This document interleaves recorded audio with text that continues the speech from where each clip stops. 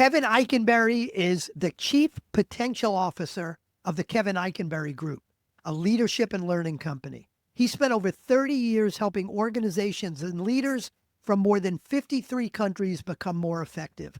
Global Gurus has put him in the list of the most influential thinkers on leadership for the last 3 years. His blog and podcast, the Remarkable Leadership Podcast, are among the most popular on leadership. Remarkable Leadership, From Bud to Boss, and The Long Distance Leader are among the books he's authored or co-authored. Kevin believes his new book, Flexible Leadership, Navigate Uncertainty and Lead with Confidence, is his best and most important work yet. So that's where we're going to focus today. Kevin, welcome to the show. Mike, thanks for having me. You know, it's an interesting thing to have co-authors and then say your new book is your best. I don't know how my co-authors who both get a paycheck from me probably wonder about that, but here we go. Well, and I know Wayne, I interviewed one of your co-authors, Wayne Termel, on the show not too long ago about a remote workforce. So After he hears this, he may be calling you or I pretty angry, but it's the first time we'll he deal will with that. It's okay. And he's on your payroll That instead is of vice versa. So that helps a little bit. That's correct. So let's dive in. And as always, I'm going to start with the question I always do, which is, Kevin, from your experience, what do you believe is the number one most important characteristic of a great leadership team? Well, anytime you ask about the most or the one, it makes me think of, I can only take one book on the desert island. What book am I going to take? It's an impossible question, but I knew you were going to ask. And so I'll go with the first thing that came to my mind. And that is that everyone on the team needs to be committed to each other and to the mission of the organization. So I would say, if you forced me to pick one, I'd pick commitment. And what would be that one book? I'm sure it would be. No, that's not free. No, it would be Breakthrough Leadership Team by Mike Goldman. Breakthrough Leadership Team by Mike Goldman. That's what it would be. So I want to start with, and I know you cover this in your book, is, one of the things as a coach that works with leadership teams most days, all day, very often I hear, we've got to create a leadership development program. And the thing I hear second most is, why is our leadership development program not working? Everybody thinks we're just going to create this wonderful leadership development program and we're going to have a bunch of great leaders. Why is it that most of those programs don't achieve what we think and hope they'll achieve? Well, that's a big question, Mike. I'll say I've been thinking about that question for 30 years and trying to help organizations think about that and work through that for 30 years. I'll say a couple things. First of all, most all leadership development programs are designed around skills, which makes sense. We want people to have better skills. However, skills alone are not really what we should be trying to achieve. So really what we want is to create a mindset that leads to and connects to the skill set. Like most leadership development programs, there are some that are better than others, right? There's some that have better content. Some are using your content, so they're better. Some are using my content, so they're okay. But my point is, it's not usually the content. It's not usually the skills. Like the problems are on the front end and the back end. So we need to have the right mindset to support the skill set. People have to have the right perspective to say, I understand this. I want to do this, before we give them the shiny toolkit. And then the toolkit, of course, isn't enough because there's a big difference between knowing and doing. And so we believe it's mindset, skill set, habit set. And what's usually missing is two of the three. And so we're pretty good at figuring out how to teach the skills or share the skills. Here are the skills.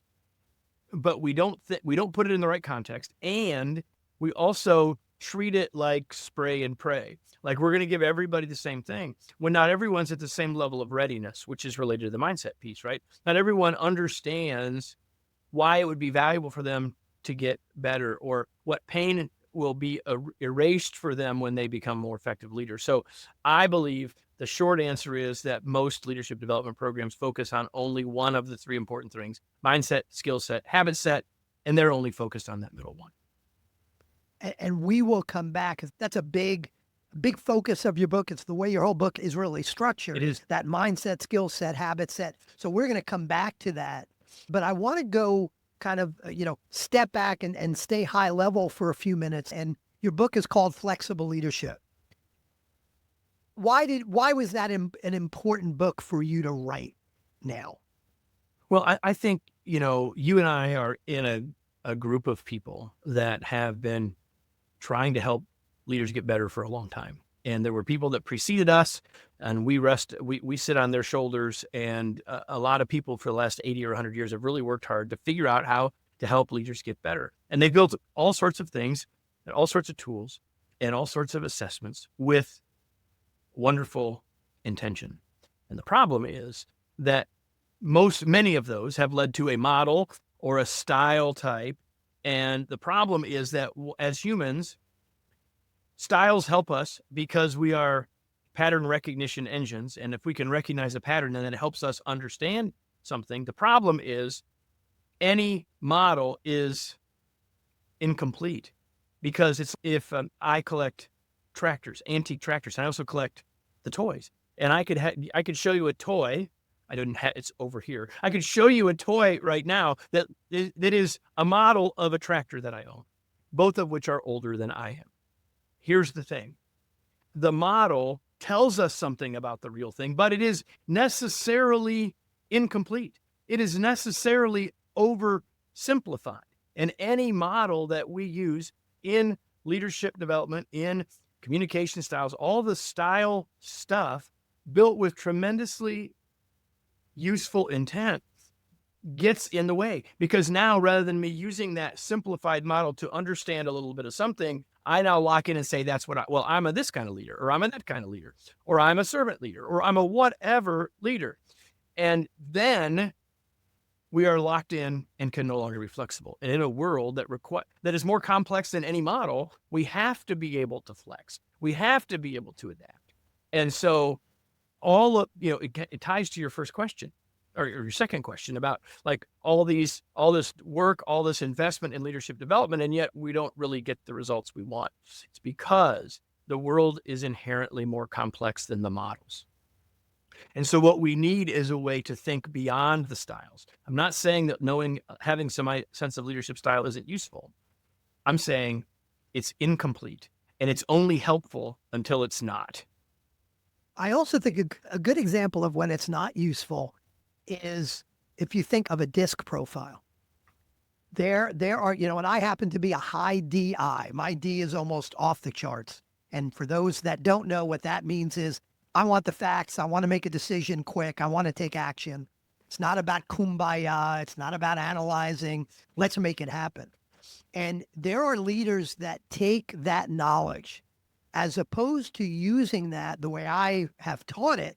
And I don't do much disc work anymore, but when I used to teach it, it was all about how do we use that knowledge to flex to others, knowing that I might be a high D. How do I influence someone who's a high S? Well, I need to flex to them. But what I see leaders doing, which flies in the face of what you're trying to achieve and what you do and in your book, is people use that style as an excuse. Yep. But I'm not a jerk. I have a lot of high D traits, right? You got to adapt to me because I'm the boss. Well, and it's also, I know I sound like a jerk, but I'm just a high D. That's how I am. No, you're a jerk. So I love that. So, and is there something about the environment today that makes being a flexible leader more important? I always say, the world is changing faster than ever. I think I'm almost 60 years old and the world's been changing pretty fast ever since I was born. But is there something about the world today that makes this more important, or has it always been just as important? The book marketer in me would say times are more uncertain than ever. And because of that, and I think there's some truth to that, although it's pretty hard for us to know that because we didn't live 40 years ago or 50 years ago, and we can read about it or whatever. But I do think the world is changing. We don't have to argue whether it's more or faster. I believe the world is more complex because there are more factors involved. Like when people were leading in a small community 60, 70 years ago, there was less diversity of thought, there was less diversity of customer, there was less diversity of employee, there was less diversity in lots of factors. And so anytime you add that, you add levels of complexity in a global workforce, a global community, and a global economy, and all those things. I think those things do play a role.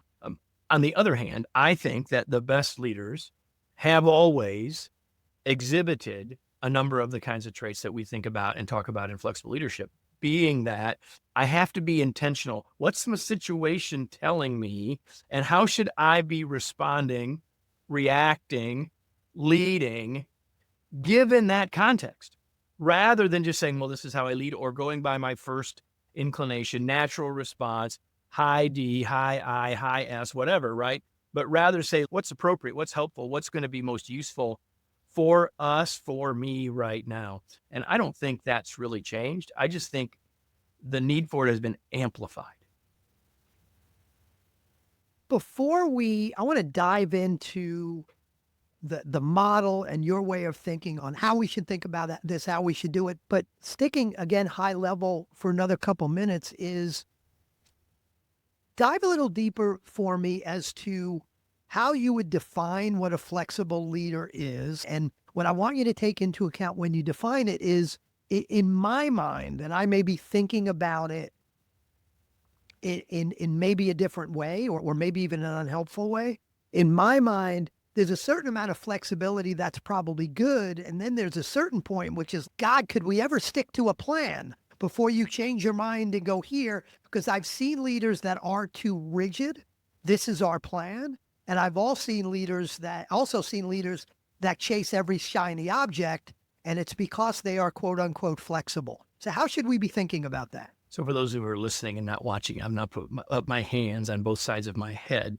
And so on one end, we have rigid. And on the other hand, we have flexible or adaptable or changeable, whatever word you want to use. And I would suggest to you, and this is a core idea of the entire book, let's call this a flexor. And in almost every case, and we've got a whole bunch of these in the book, and I'm sure we'll talk about a few, in almost every case, the ends of that continuum are seldom the right answer. The right answer is somewhere between rigid and so flexible as to not be able to pin the person down. That's not what we're after here. In fact, one of the things I talk about early in the book is, well, there's a conundrum, there's a paradox here. I'm saying to be flexible, but yet isn't like consistency important? Yes, consistency is important until it's not, right? And we have to, what I would say is that we need to be consistent, rigid, even if you will, on values, on principles, and we need to be flexible on approach. So there's a difference between the what and the how. And to me, that's where the difference comes, because we want leaders we want to be able to have a sense of who they are and what they're about. And I just would hope that we can be about adapting when necessary, when the context of our situation requires us to do that. I want to dive into something you brought up right at the beginning when we were talking about why leadership development programs don't work. Is, as we've already said, your book is separated between the mindset, the skill set, and then the habit set. Dive in, and I'm sure we'll dive into some examples of each of those, but for now, kind of higher level, why did you set up the book that way? And just give us a little sense of why those three things are important versus, as you said, the typical, we're just going to focus on skill set. Well, let's start with the second two, right? Because that's where all the frustration comes with the leadership development stuff or any kind of training we send people to. Like, we gave them the skills, but then they don't go back and do them. Nothing changed when they went back to the workplace. The difference between knowing and doing, right? And so there's a difference between knowing how to do something and then actually doing it, right? And so that's moving from having a skill and using the skill, creating a habit set. And so to me, that's just so critical. We've known that. All of us sort of intuitively know that, and yet it gets missed in all of sort of organizational work, and even the work that most individuals do when they leave a workshop or finish reading a book or finish listening to a podcast, right? But in front of those things, you can't just lead the horse to water. I'm not calling our leaders horses, but we can't just lead our horse to water and say, now drink, here it is. This is really good stuff. They have to have a sense and a need and an understanding and a perspective to say, this is important. This is helpful. There's something here that I need to change. If I believe I have it figured out, how interested am I in learning anything new? I'm not, right? My mindset is not prepared for that. And I find, because you mentioned earlier, one of the books that I had the chance to co-write a number of years ago is called From Bud to Boss. So we worked a lot of time with and frontline leaders. And often one of the biggest gaps for them is to really understand what it is that this role is, right? Leadership isn't just being the smartest one in the room. Leadership isn't just, I know all this stuff, and so do it the way I did it. Leadership isn't to take charge. Leadership is something different than that. But until people see or begin to have a perspective on what it could be, those skills are of zero interest or value to them, or only a limited number of them are, right? And so that's why we think all three parts are so important. I've been sort of preaching that message for a long time, Mike. And so when I got ready to write this book, I felt like it was the right way to sort of frame it all up. So let's start with mindset. Let's kind of go through each one of these to unpack it. So let's unpack mindset. What is the right mindset? Or is there an exercise that our leader needs to go through? How do we build that big why so the leader so the horse runs to the water and wants to drink, versus we leave them there and keep trying to get them to drink and they don't want to drink? I will probably not use that metaphor again because I'm not sure it's a very good one, but that's what came out of my mouth. So there we are. So part of mindset is the why, certainly, right? And we all know the importance of why. But mindset is more than that. Mindset is what is this role really? What is my role really? How can I have the greatest impact? And, there's all sorts of great work that's been done on mindset by people like Carol Dweck, talks about leadership and abundance mindset. And those things are all part of it. But ultimately, it's what is my belief set about what it means to lead? And if that doesn't match up with the skills you're going to provide people later, then that disconnect will get in the way. It's not that your leaders aren't intellectually smart enough or intellectually equipped enough to learn the skills. That's rarely ever the issue, right? The issue is one of, does their perspective line up? Does it make sense to them to do this? Because if you've ever been in any kind of training, and I know you all have, we're like, this doesn't make any sense. I don't see how I would ever use this. Then you don't even engage your intellectual prowess, right? You just say, yeah, okay, we're going to get through this. And in school, you had to pass the test. And here, you don't have to do that. You just have to get to the end, right? And then go back to work and kind of do what you always did. How important is it? And it's probably a leading question, but how important is it if a lot of organizations I work with look at, I'm working with the senior leadership team, and they look at their quote unquote middle managers and say they need leadership development. And yeah, I do the same thing. They need, and what I find is, there are so many problems with that, but the two things related to what we're talking about is, if they need it, well, then they're pushing it on their middle managers, which is not going to start off with the right mindset.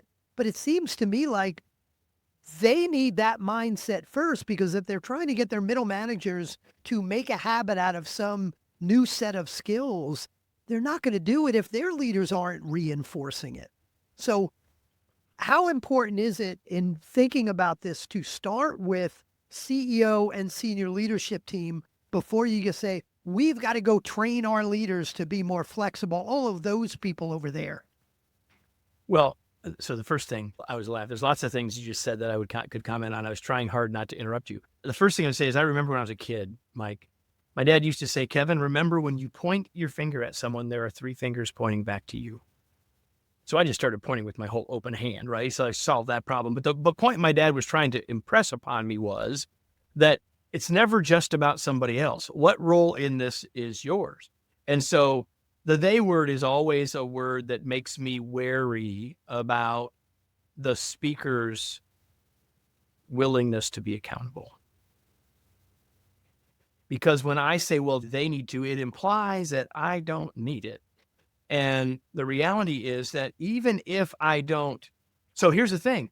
A lot of times what those leaders will be saying, and we could do this at any level, right? CEO to VPs to middle manager, frontline leaders, whatever.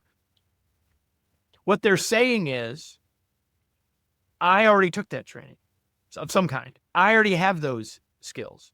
But to our whole conversation so far, it's not about whether you have the skills, it's whether you're exhibiting them, right? And you said, if my boss isn't reinforcing the training, I'm less likely to do it, right? It's harder for me to build a new habit set if my boss isn't reinforcing it. But more than just not reinforcing it, it's are they exhibiting it, right? Not just do they, sometimes we'll work with clients and they'll say, well, listen, if you want to help to make this training work, one of the things you need to do is to make sure that the leaders of the leaders or those who are sending folks, that they know the content, that they know the stuff, that they can answer questions, that they can coach on those things. And all that's completely true. But a whole nother more important level is, are they doing it too? Right? Listen, my leaders need to be able to give feedback. Are you giving feedback? Right. And so I hate I don't really love the blanket statement. We should always start at the top and roll down. And yet at some level, based on what I just said, that's almost what you need to do. Right. Unless you really do have a level of leaders that really are exhibiting those things. At some level, we need to get everybody in the same mindset, skill set, and habit set. It's not just about skills. This thing about it being about the skills and about taking the class and having the certification and marking it off in the LMS is pervasive. And until we get past that, and it's human nature, I understand it, but until we get past it, we're never going to get the kind of leverage from our leadership development efforts that we'd like. Let's move on from mindset to skill set. And there's a model that you use in the book, which you use throughout the book in a number of ways, that it's if I'm saying it right, is it the Cynefin? Cynefin. It rhymes with Kevin. Yeah, the model comes from. So tell us about the Cynefin Framework, because it's such a part of your book throughout, such an important part of it. So tell us what that is and why it's important. Well, the father of the Cynefin Framework is a guy named Dave Snowden, and I would suggest all of you follow him on LinkedIn, if nothing else. Here's the thing about, and the framework's been around for 25 years, but it's usually applied organizationally or in group work. And what we're trying to do here is help individual leaders think about how to use it. What it is a framework. Think about it this way. If I put you someplace and say, I want you to get to someplace else, you'd like to have a map. Well, where am I now? And where do you want me to go? And so the Cynefin Framework is a way of making sense of the context in which we are operating. And this kind of goes back a little bit, Mike, to the conversation we had earlier about why now, right? And, I remember over 30 years ago working for a very large and very successful organization where there was a tremendous amount of effort and time put into best practices. And a lot of organizations have worked really hard to build on best practices, understand best practices. And in the Cynefin Framework, if the context is clear, best practices are awesome. We should absolutely be trying to figure out what the best practice is. When we sort of know all of the pieces, we know all the stuff, then what's the best way to do it? But how often is it that we really know everything? Right? There's almost always some stuff that we know. And if we try to apply best practices to all the knowns, the unknowns are the things that keep that from really being best. And what we really need to do is find practices that will actually work. So we're talking about the clear context or the clear piece of the framework. And then now I'm talking about the complicated. The world is often far more complicated than it is clear. And that's where we know there are things we don't know, and we have to operate in that scenario. And yet so often leaders just say, well, here it is. I'm going to make a decision. Let's go. Because I have all the data, right? So I have all the data. So here we go. And if it's a clear context, that's a perfectly fine approach.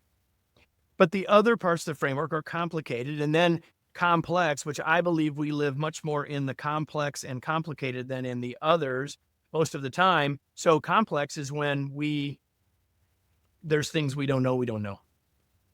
Right? Donald Rumsfeld said a long time ago, the unknown and unknowables. Like we don't even know what we don't know. And so often in a more complex world, that's where we're actually living.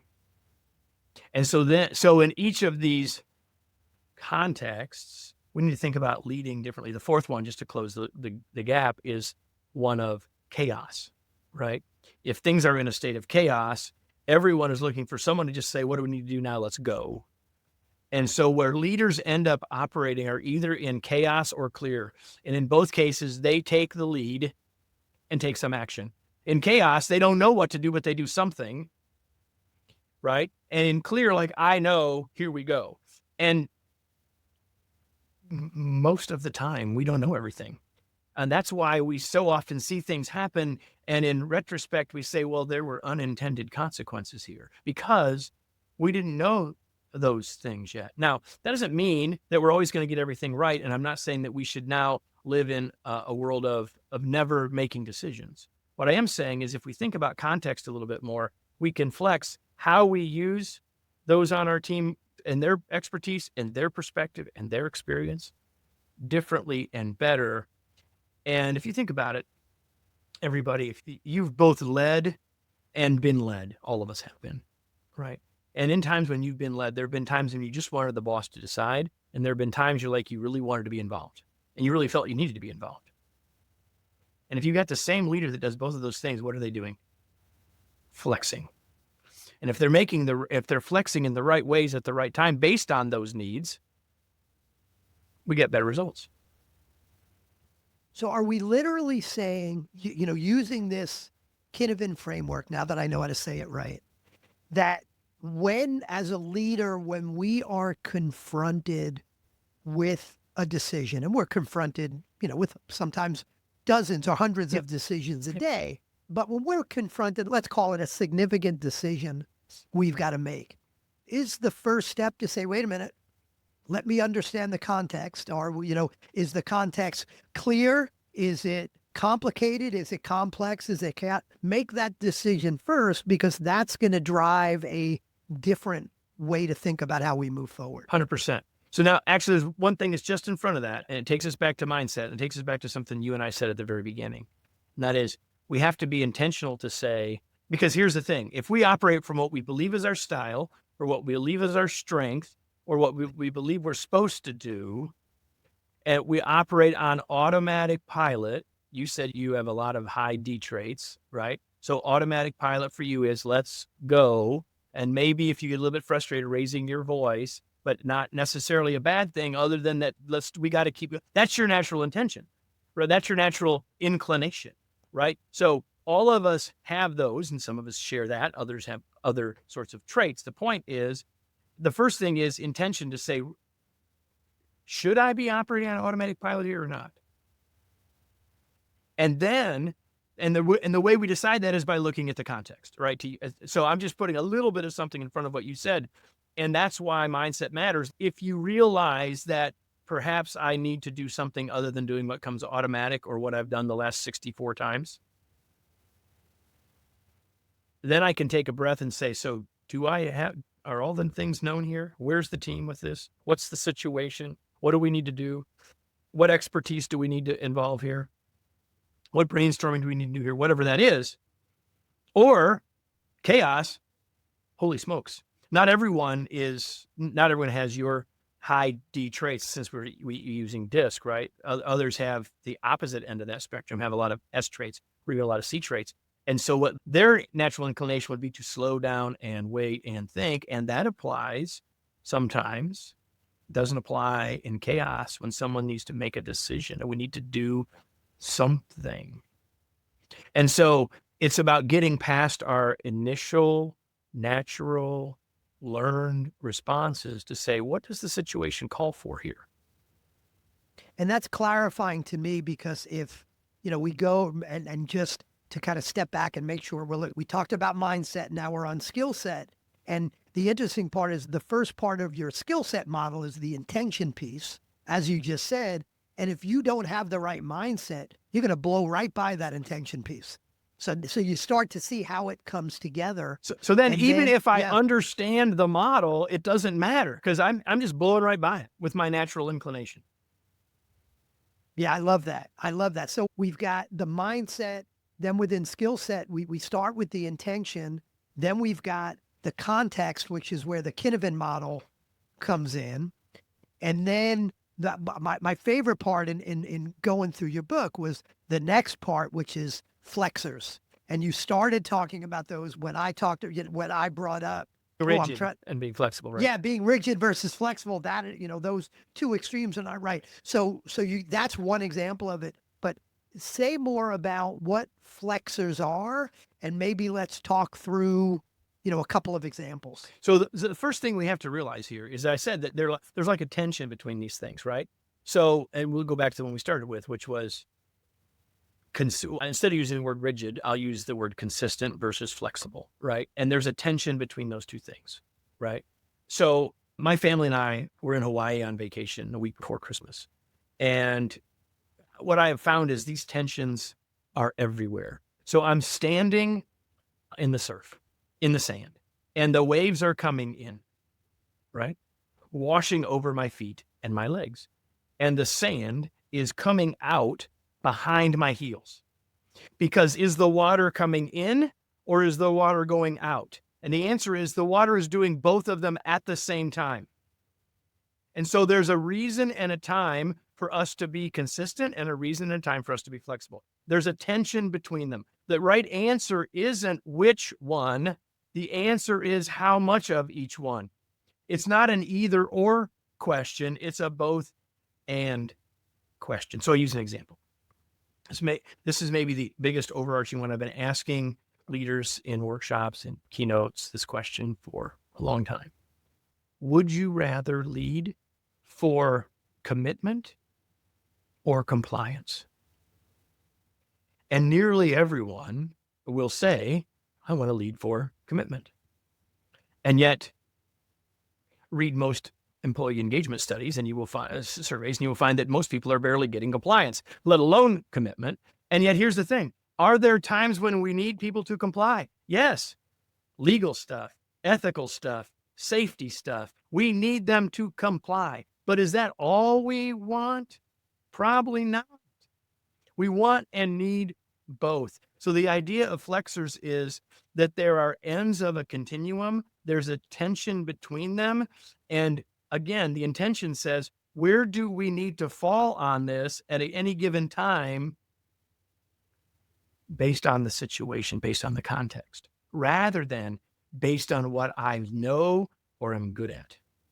So that's where the context comes together with the flexors is if I've got these two extremes of consistent versus rigid, well, is the context clear? Is the context complex? Is the context exactly that's going to help me? And I love that. That's such a more kind of mechanical, maybe the wrong word, but it's such a more, structured way in my mind to think about it that, hey, sometimes this is right and sometimes this is right. No, we can go deeper. It depends on this context. Yeah. So it's so helpful. So here's the thing that I'm, as the trainer in me, right, knows that what I'm suggesting in this conversation, what I'm suggesting in this book is harder than the way you've learned to lead before. It is. It requires more effort. It requires more thought. It requires more intention than just doing what you've seen. I lead the way, this guy was pretty good, or this guy was pretty good. I lead the way they led. That's the only way I've ever seen. So that's what I do. Well, it works some of the time, just doesn't work all the time. Right? And so it's a more refined approach. It's harder. I'm asking us all, me included, as leaders, holding ourselves to a higher standard with this than what we've done before. Because the work that we do is important. I mean, nothing, Mike, nothing positive happens in the world unless someone leads. And so if we want to make our businesses better, make our teams better, help our customers be better, make the world a better place, like it requires us to lead better. And so it's my hope that this book helps us to do that at least a little bit better. How do we go from the skill set, right? We started with mindset, we go to skill set, and then you've got habit set. How do we make it a habit? Well, at this point, it's really not any different than any other habit, right? So, and there's been a lot of really good stuff written in the last 20 years about habits, and a lot's been learned about how our brains work around habits. And I cite James Clear's book, Atomic Habits in the book. And, if you haven't read that, there are other really good works lately on this as well, but that book is as good as any, and it's the most known. So we'll talk about it, but it gives us a lot of clues and it gives us a lot of cues, right? But the thing is, we have to start to recognize when we might need to do it differently, which is where intention comes in, right? So the mindset says you have to have intention. And then the habit set says, when do I need to stop and look before I just act, right? So what's the cue that tells me I might need to adjust or flex, and then go from there, right? And so to me, when we think about habits, it really comes down to knowing what my goal is, and then replacing what I've always done, in this case, an automatic response, to create a new automatic response, which is to start by saying, what's my intention here, right? So I don't know that I have, in the big picture of creating new habit set, a lot of new things to say that haven't already been said in many ways. I think the one thing I talk about in the book that I think is useful, especially useful, is the idea of routine, having rhythm and having routine, which is a step up from the habit, like the nitty gritty of doing this and that and the next thing.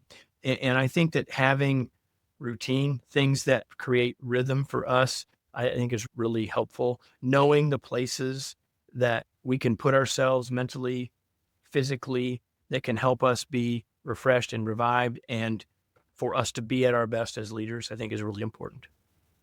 Yeah, I think the other thing I would throw out there that jumped into my head as you were talking is, if you as an individual leader decide to start thinking this way and acting this way, mindset, skill set, habit set,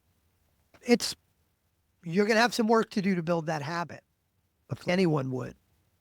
But if as a team, as a CEO, as a leadership team, you are all shifting your mindset in this way, you're all building that skill set, you're all working on the habits, now we could reinforce it in each other. 100%.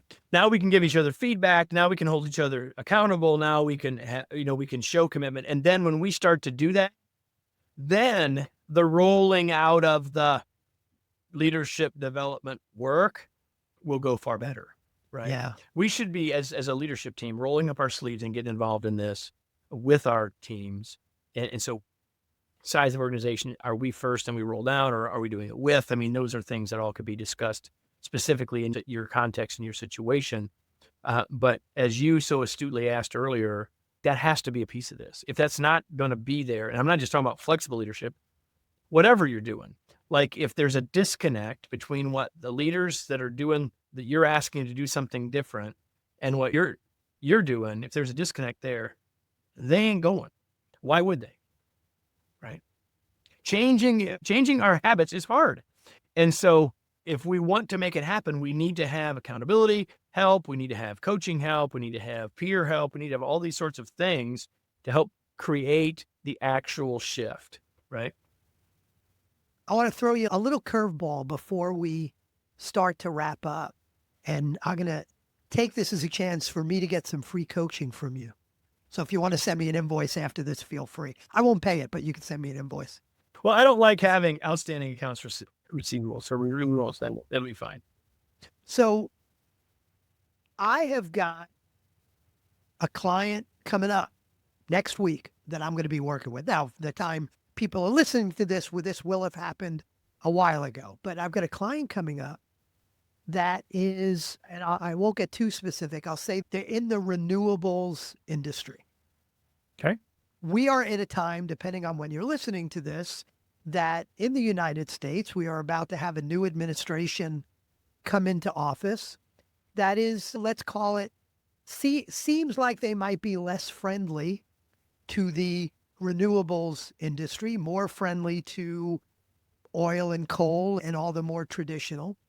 So and there's certainly a lot of what the government is doing for the renewables industry, where Okay. a lot of, Can I just say something right there? Because yeah, there's an example. There's an example. And I'm not speaking for or against the administration. That's not my point.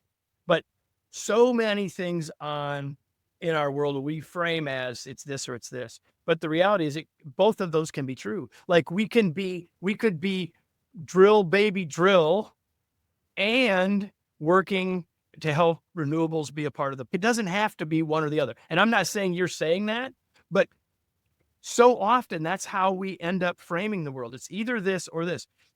Flexible leadership is about a both and approach rather than an either or approach. Now, I interrupted you, so go ahead. Do you got no, this that's client okay. in the And renewable space? Go ahead.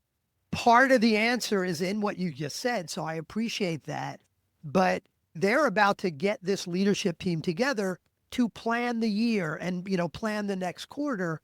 And to some degree, they're members of the leadership team saying, we don't know what the heck to do because we don't know if the administration is going to, get rid of whatever the Inflation Act was that, Yep. we don't know if they're going to do this thing. So how could we plan the business when we don't know what this administration is going to do and what it means to our business? How should that team, especially the leader of that team, and let's kind of take it through is that a complex I would say context? it's a Is that complex chaotic? situation. What is the context and how should they be thinking about planning the next year with all of that out there as kind of an unknown to them? Well, I mean, obviously it's it's a more nuanced situation than we can talk about in this conversation. But I will say this, that if something's in the context, in the complex context, that means we need to be thinking about options, right? And so what anyone who's listening might be thinking, well, we ought to be thinking about what are our various scenarios. If this happens, where will we go? If this happens, where will we go? If this happens, where will we go? And I think that's probably directionally the right thing. What are the things we know we don't know? Let's talk about what those are. And given that, as those things become clearer, and by the way, they're not going to become clearer on January the 20th or whatever that day is, they're going to become clear over some period of time. Given those unknowns or those variables, what are the things we ought to be considering? And if several of those things are unknown right now, what's the best use of our time in the next 30, 60, 90 days? So part of that planning is not thinking out a year. We need to step back. Now, there's a big important thing for us to think long-term and sort of the Japanese 30-year look at our business and all that stuff. I understand that. But if we're planning out the next year, we really, in this case, I think need to be saying, what are the things we need to be learning, understanding, gathering in the next 30, 60, 90 days to help us have a more evergreen sort of approach to what our planning is moving forward? Helpful. Even just kind of thinking through what are the unknowns, what are the knowns, what's controllable, what's not controllable. I think if I were in your shoes and I was going to be their consultant or their facilitator, that's probably where I would start. Yeah. No, that's helpful. This is, I am absolutely will recommend this book and this model to all of my clients. It's not the same old leadership stuff by any stretch. And I always even say it's different than that. It's much deeper than that and nuanced than that. So I love this stuff.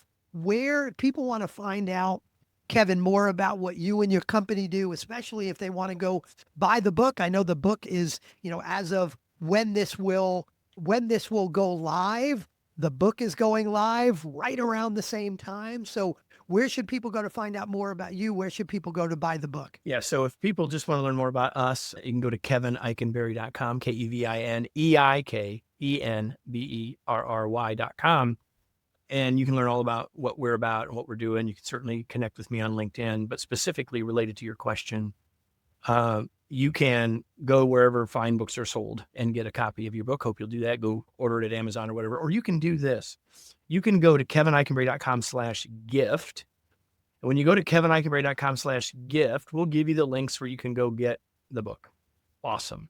But we're also going to give you right there a free gift for having listened to the show of our masterclass that I created about being more confident, building confidence in yourself and others. And so that's the last word in the book, right? Navigate uncertainty and lead with confidence. And so we didn't talk about that much today, but I want to give anyone who's listening that masterclass on confidence, building confidence in yourself and others for free, just for having listened to our conversation. And then all the links to the book are also there. Hope you'll do that. We'd love to talk to you about how we could help your leadership team, your organization around the ideas of flexible leadership, of course. But hopefully the first thing you'll do is take a look at that course, make that available to yourself. And if we can be of help, we'd love to do it. Go do it. And if this was helpful, sounds like there's a lot more help out there from the course, absolutely from the book.